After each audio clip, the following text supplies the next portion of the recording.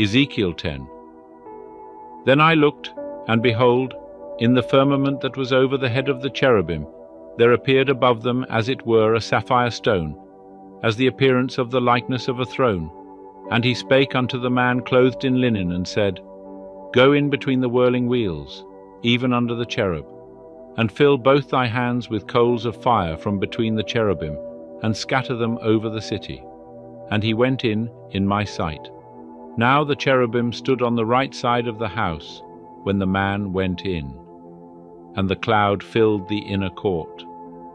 And the glory of Jehovah mounted up from the cherub, and stood over the threshold of the house. And the house was filled with the cloud, and the court was full of the brightness of Jehovah's glory. And the sound of the wings of the cherubim was heard even to the outer court, as the voice of God Almighty when he speaketh.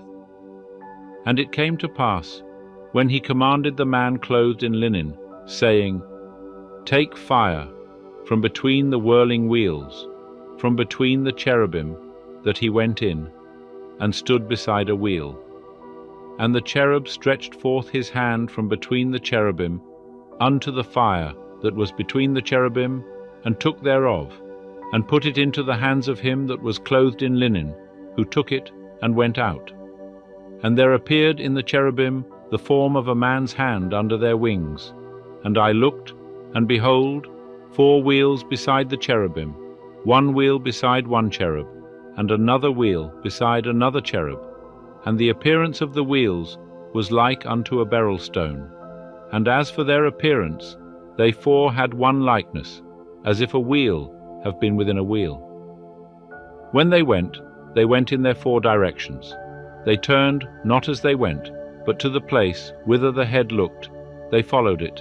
They turned not as they went, and their whole body, and their backs, and their hands, and their wings, and the wheels were full of eyes round about, even the wheels that they 4 had. As for the wheels, they were called in my hearing the whirling wheels. And everyone had 4 faces. The first face was the face of the cherub, and the second face was the face of a man, and the third face the face of a lion, and the fourth the face of an eagle. And the cherubim mounted up. This is the living creature that I saw by the river Chebar. And when the cherubim went, the wheels went beside them. And when the cherubim lifted up their wings to mount up from the earth, the wheels also turned not from beside them. When they stood, these stood, and when they mounted up, these mounted up with them, for the spirit of the living creature was in them.